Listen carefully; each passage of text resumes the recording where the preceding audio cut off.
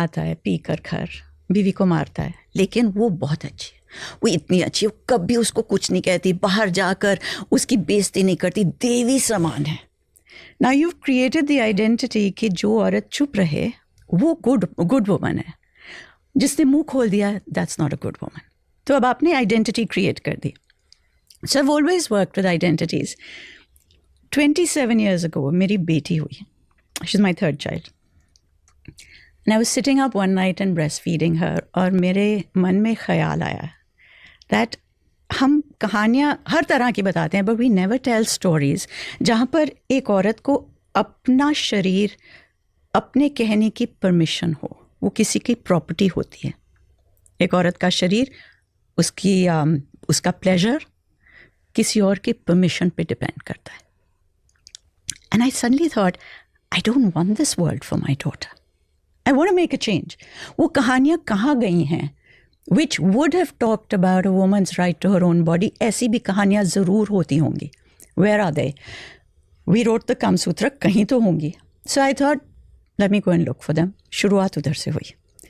So मेरी पढ़ाई इसमें शुरू हुई थी 25 years ago. मैंने सोचा ठीक है एक पेपर लिख दूँगी 15,000 words. I'll move on. 26 years, 25 years later, I'm still studying it. क्योंकि it is a fabulous subject. And particularly जो इंडिया के कामशास्त्र हैं, they are amazing.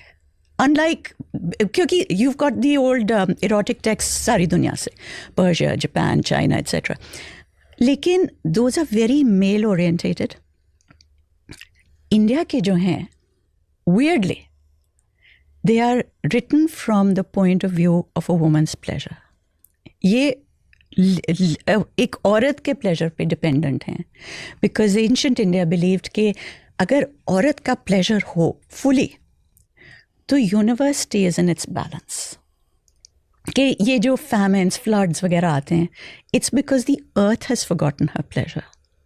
So हमारे 2000 साल पहले, I mean, Kama Sutra में they are actually mentioned, जो काम उत्सव mention किए गए हैं,